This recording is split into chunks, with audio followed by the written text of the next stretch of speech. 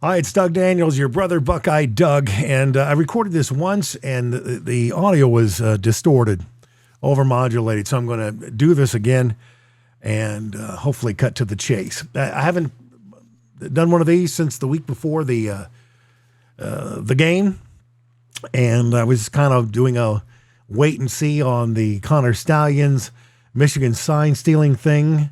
Nothing really of note has come out on that since. The game, though, did not go the way Ohio State would have liked for it to go, and that is squarely on Ryan Day. Ryan Day coaching not to lose. I think that is the general consensus. Sharon Moore was coaching like it was an audition to be the new Michigan coach, which he will be. Ryan Day coaching to try to hold on to a job, which he will lose because you're either in it to win it or you're not. In life and in everything, you're either in it to win it or you're not. And Ryan Day coached like he was trying to stay close and hoping to win. Doesn't work that way in really in any part of life where there's a winner and loser.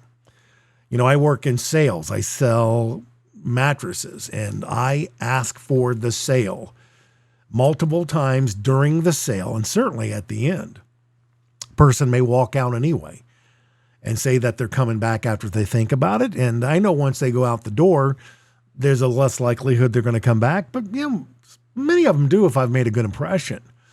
But if you don't get any sales if you don't ask. And you're not asking to win the ball game when you punt with a yard to go at midfield. You don't ask to win if you settle for a 52-yard field goal at the end of the first half and let 30 or 40 seconds come off the clock, whatever, something like that. You're not in it to win it. You're in it not to lose it. And you can beat Indiana 23-3 that way, and you can beat Youngstown State 35-7 that way. But you can't beat Michigan or Georgia. The Georgia game, Day coached the win and almost did. They didn't coach the win in this game. And it was so painful. And the fact that he defended it afterwards was indefensible. He needs to apologize to the team. He needs to say, if I had to do it again, I would do it differently. If he doesn't do that, he should go. Because that was stupid. You're not gonna beat that team by kicking field goals. You're not. Ohio State scored 27 points and 21. Wouldn't have been good enough to win Saturday. Scored 23 points and 22. Wouldn't have been good enough to win Saturday. Scored 24 points Saturday. It's not enough. It's not enough. Yikes. I'm a big Day fan, but he's got to give the play calling up to Brian Hartline or somebody else. And he should start with the next game, especially if it's the Orange Bowl against Louisville. You can't coach a football team when you've got your head buried in a play chart. That's what offensive coordinators do. Ohio State really missed Kevin Wilson this year. And that's not a shot at Brian Hartline. I think Coach Day took more on instead of less on with Hartline not being the veteran Wilson did. Just the opposite happened that should have happened. Play calling, atrocious in important situations. I thought McCord played almost well enough to win. The end of the game, Javier Johnson is wide open in the left flat. Travion Henderson's wide open in the right flat. And according to Bill Landis, Marvin Harrison's wide open in the middle of the field. on the interception. An Ohio State offensive lineman either fell down or got pushed down, and a defensive lineman got to McCord. The pass didn't have enough on it, and that's the ball game. All three were open. So is this the offensive line's fault on that play? Ohio State shouldn't have been in that situation. Dallin Hayden, where was he? Unstoppable the last 2 weeks. He was unstoppable the last 3 weeks of the year before. Doesn't even make a cameo. He's a playmaker. He slithers. He finds holes where there's no holes, or he gets to holes that other players don't get to. To not use him at all makes no sense. Makes no sense. The run defense, you can't give up 30 points. And you can't let Michigan run 7 minutes off the clock when it counts most. That's happened all 3 years. 24 points, not enough to beat anybody, anytime, anywhere. Unless you're Iowa. If Hartford turns around or throws his arms up, he either intercepts the touchdown pass that went in between two Ohio State defensive backs that actually was intercepted. That was a tough one. That's 7 points that they don't get and Ohio State does get. If Hartford just throws his hands up, knocks the ball away, or intercepts it. As it was, they intercepted the ball but didn't get credit for it. So, that one, you just have to blame the defensive back coaches who either are or aren't telling the players to not turn around. That ball whizzed right past Hartford's head. Now, he's a true freshman. I'm not pinning the loss on him or that play on him. He just needs to get his hands up. Get your hands up. You knock the ball away. Day's not aggressive enough with the offensive play calling. Just not. And that's not the first time this year that he settled for nothing. In the Rutgers game, they had a lot of time left. And you also got to look at, Ohio State was only leading Minnesota 13-0 at a half. Minnesota's not good. Minnesota's not good this year. And Ohio State was only leading 13-0.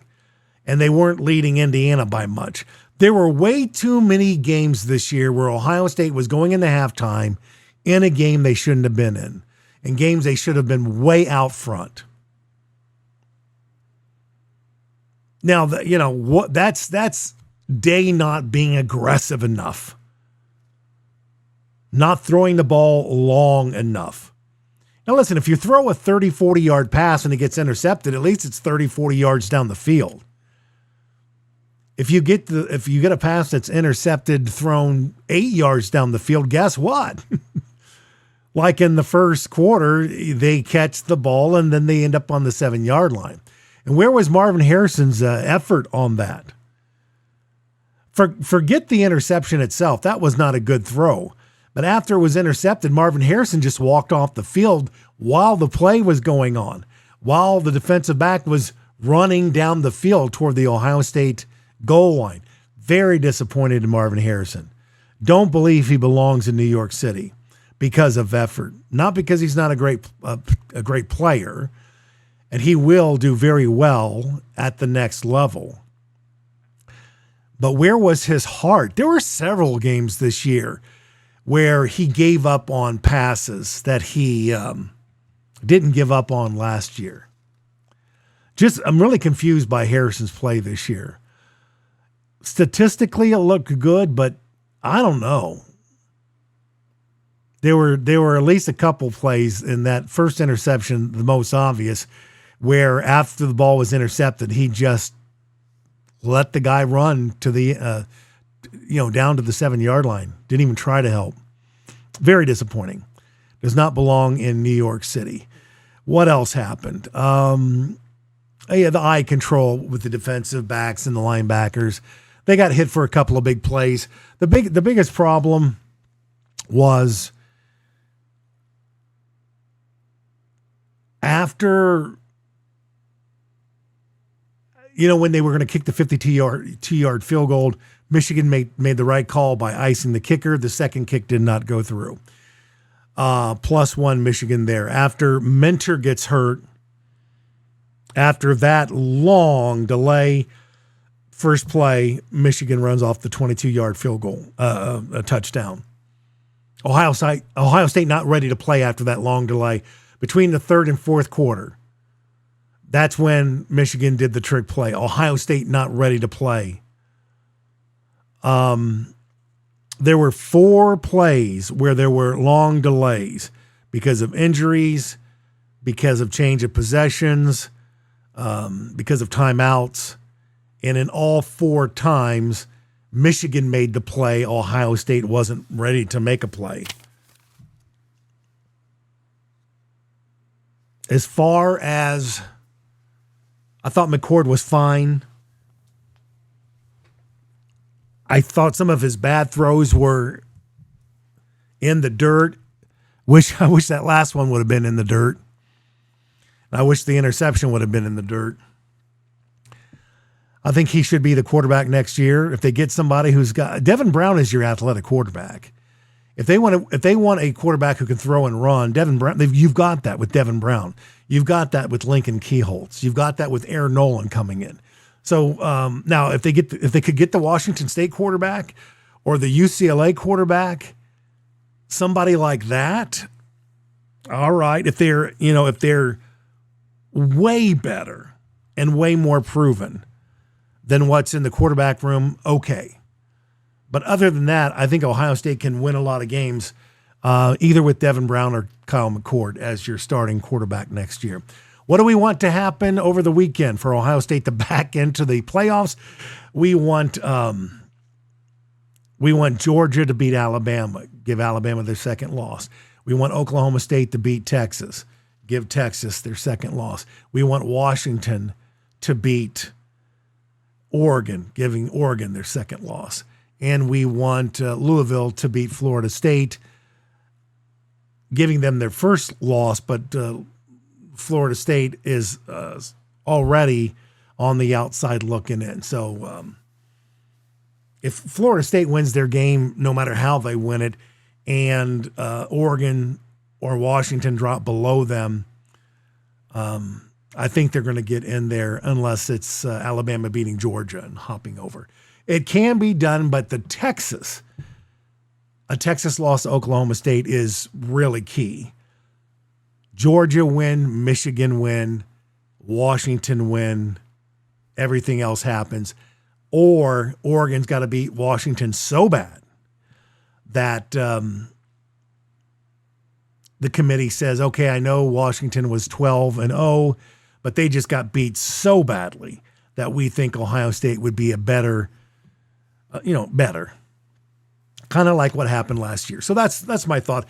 The first try at this, I think, was better than this one because I went much longer and I was much more animated and upset. But everything was distorted and probably some of my views.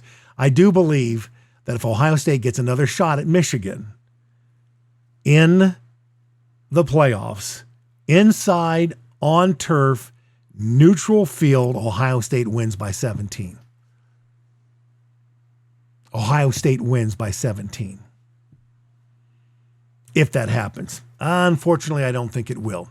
All right, that's the show. Thanks for watching. Thanks for subscribing. Thanks for liking. Comment below. We'll do a follow-up show on this here, and we'll let you know what I think about, what happens this weekend and whether Ohio State's in or not. If they end up playing Louisville in an Orange Bowl, I think a lot of the players are not going to play in that one. I think Henderson's not. I think Harrison's not. I think Emeka's not. I think a lot of players are going to, Donovan Jackson, I think Eichenberg, I think a lot of players are not going to play in that game.